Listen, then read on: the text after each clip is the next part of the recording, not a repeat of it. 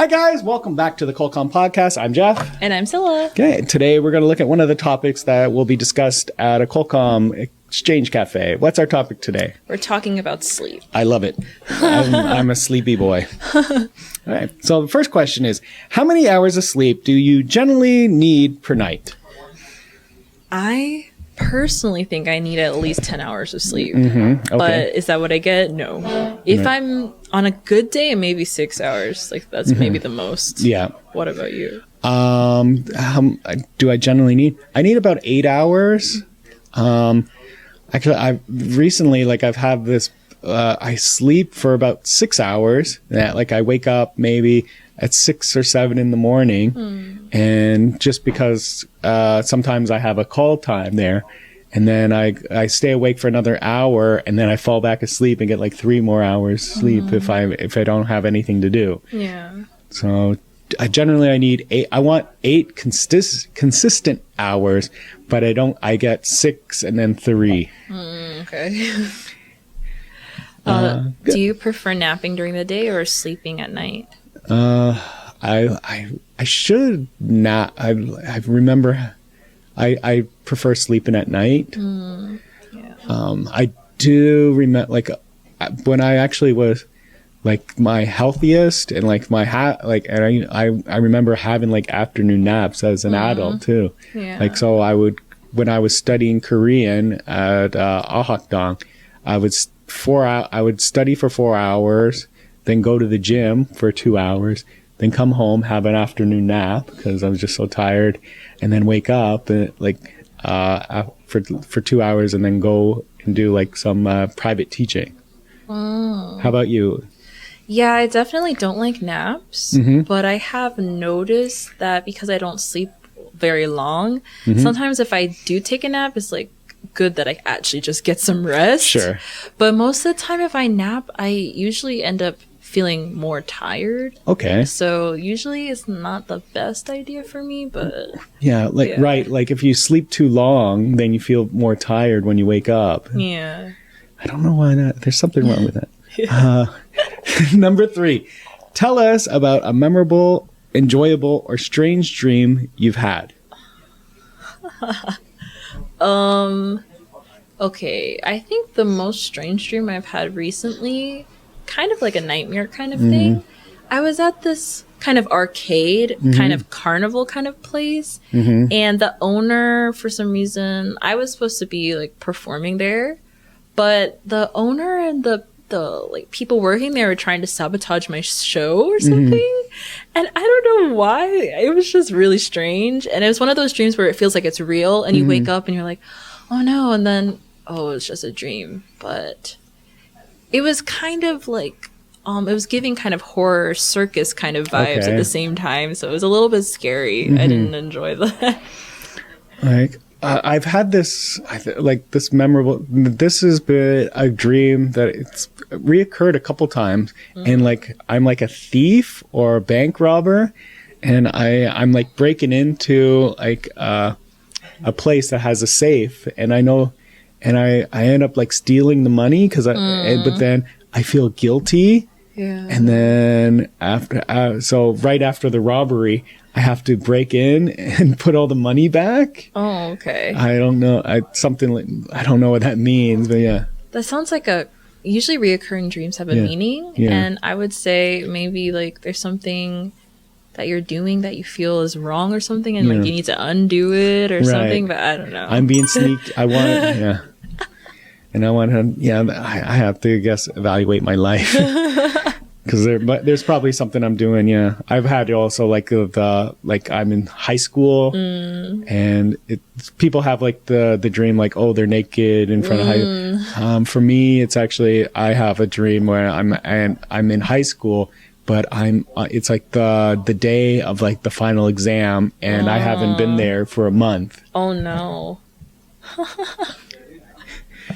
Number 4. Do you want to read? Yeah, sure. What's the most unusual place you've ever slept in, or the most uncomfortable sleeping situation you've been in? Well, I'm not the type of person that could sleep on a flight. I know a lot of people that can like when they're flying, they fall asleep, but I can't do that. Oh, okay. But actually, as a child, I for like a period of time, I remember I was scared of like the monster in my closet. Oh. So what I ended up doing was sleeping under my bed, and like so my bed was kind of like a fortress to protect me from the monster in the closet. Oh, that's so cute. For me, I guess the strangest place, I didn't sleep there the whole night, but like I mentioned, I really love nature.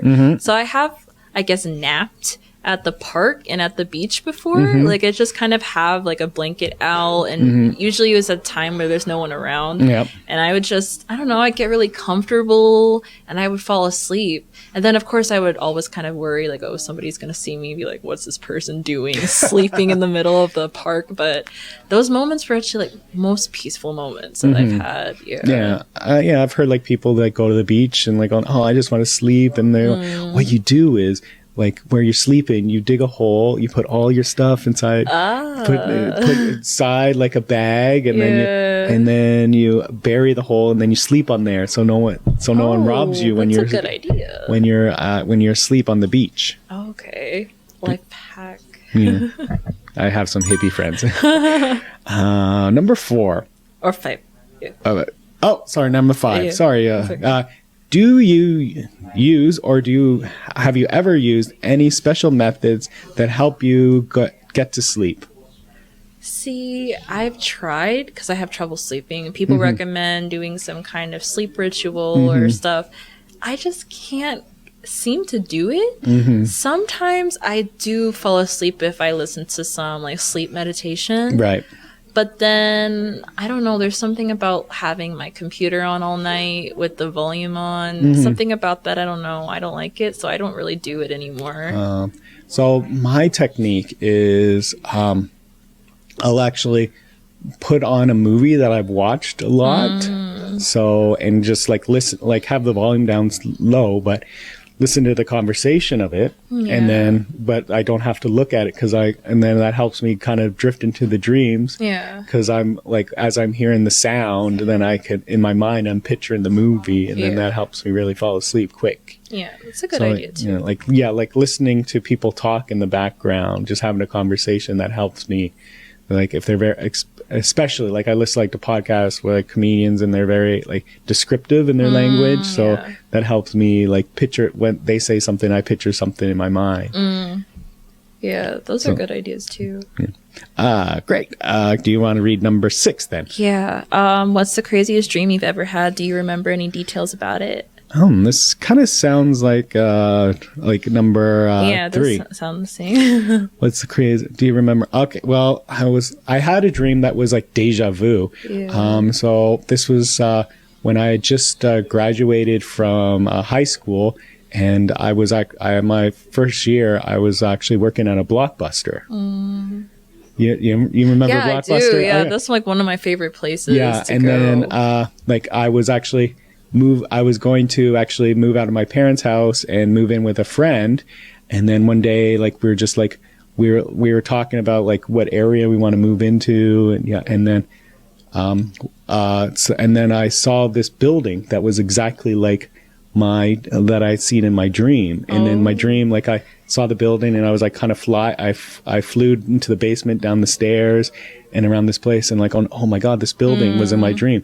And then I get there and there's the stairs to the basement, and then in that basement was a Blockbuster too, and like, oh my God, I had a dream about this place, and then I went in and I talked to them. I said, oh, hey, I'm going to be moving into this area. I work in another Blockbuster. I'm thinking about do you need like any supervisors? And they're going, actually, we just had one quit yesterday. Like, wow. Yeah, those kind of dreams are really like mind-blowing. I can't think of a specific one, but just those kinds of dreams. Usually if there's a problem or a situation with people and I'm really stressed about it, I end up dreaming about it, and then in the dream usually something will happen that kind of tells me like, oh, you need to, usually it's like about a boyfriend or something, and I'll get this idea like something bad's gonna happen, or like you need to break up, and then I'm always like no, but then it always works out that that's really what the dream was telling me. So I think your dreams can tell you some things sometimes. I would love to study more about what my dreams mean. Number 7. Do you have any nighttime rituals or routines that help you fall asleep? Well, my nighttime ritual, like I have to brush my teeth, obviously, before I go to bed. And I'm someone that likes to sleep in like comfy pajamas. So I like baggy pants. Yeah. Right? So like my pajamas are actually like 2 sizes too large for me too. My nighttime routine is almost non-existent. I'm trying to like put it back into place of at least doing my skincare and stuff. Yeah. But usually, workaholic, I usually just submit job applications until I'm too tired, and then I'll like watch like a TV show or something, and then I'll go to bed. It's not very relaxing. Oh man, I seem so lazy compared to you. No. No, even that, like job application, like when I don't do that. That's what a nerd. Have you ever had a sleepover with friends, and what did you do? Oh, good. Yeah. So like sleepover. Yeah. Like there's like sleepover, and then like that's more like when I think about that word, like it's more the masculine. Like the feminine is like pajama party. For like teenage girl, and then you just become an adult and you just like crash at your friend's house. Yeah, so it's more of a childhood thing. But like the concept of sleepover is very much nostalgic for me, and it's funny because I feel like as adults we don't really do that, at least not intentionally. So sometimes it's happened a really long time ago, but if I did actually invite a friend to spend the night, I'm just like, wow, I'm having a sleepover. It's like kind of feels like I'm going back to my childhood days. So like I would often have like a sleepover, like once a month. I would go like over to a friend's house and have a sleepover, and my one friend, like each house had like a different we had different like activities. So my one friend's house, we'd like sleep all in the basement, and like we ended up watching like horror movies. Then when people come to my house, it was like we would like sleep in the living room, but like we would make like a fort. Because I shared my bedroom with my brother, so like if I had a sleepover, then the public, we would just, instead of like sleeping, my brother didn't want my friends sleeping in the same room, so we got to have a sleepover, and like the activity was like making a fort. That sounds fun. Number 9. What's the most restful vacation or trip you have taken, and did you feel well rested after it? Vacation seems like this thing that doesn't exist anymore for me that I really want to go back to. I think 2 things I thought of. One, when I first came to Korea, I did a temple stay, and I tried to be very traditional about it, like no phone or like no technology. Okay. That was really, really, really restful. And then also, last year, I didn't really have like money to go like out of town or anything. So I just did like a one night like hotel, like there's a word for it in Korean, I forget what they call it, where you just have like a vacation at a hotel. And but it was relaxing because I got to use like the pool and the hot tub and the sauna. And so I felt like I had a little bit of like a vacation. I guess one vacation I had that like did a lot of like mental healing was I actually went my first time when I went to Osaka. I booked a hotel that had like it was a capsule hotel sauna, and I'm like I'm just gonna like I'll sleep in the sauna, and then like they had a gym, but like I'll just like sleep in my capsule hotel and I'll exercise, and then I'll just go see what Osaka's like. But then I ended up just spending like a good like in the morning just hanging out in the saunas, and then and then like swimming in the pool that they had there and the hot tubs, and then at night just come back, do like a whole sauna thing, then like sleep order some odang because they also had like a built-in bar, and just sit there with all the old Japanese guys, and like we're all just like semi-naked, just wearing bathrobes. Oh my god. And then I went that did like a lot of healing. It made me, it also helped me like with like even being like more comfortable with my body and all that stuff. That's good. Yeah. Yeah, I got over a lot of like my body dysmorphia from that. Yeah, that sounds really important. And finally, if you could choose what you could become in your dreams, what would you like to be? Like, not be myself, be somebody else or something else. For some reason, I want to be like someone with like magical powers or like a superhero or something. Yeah, you have Elsa like hair. I mentioned. You look like you're from a fantasy movie. Thank you. I think I just want it to be part of real life. I want to experience something magical, so I want to. Yeah, I'd like to do that. If I could choose what I want to be, because my dreams are weird. And I guess I do have the dreams where I have magical powers, or I have a robot or something stupid. Yeah. I guess I want to have be a hero, be like someone like fight like monsters or something like that, or doing something very good. Be a race car driver, just like a hero from a movies or something like that. Something you can't do in real life. Oh well, that sums it up for the topic of sleep. If you have further questions, you can visit Colcom on their website at colcom.co.kr. I've been Jeff. And I'm Scylla. Bye-bye. Bye.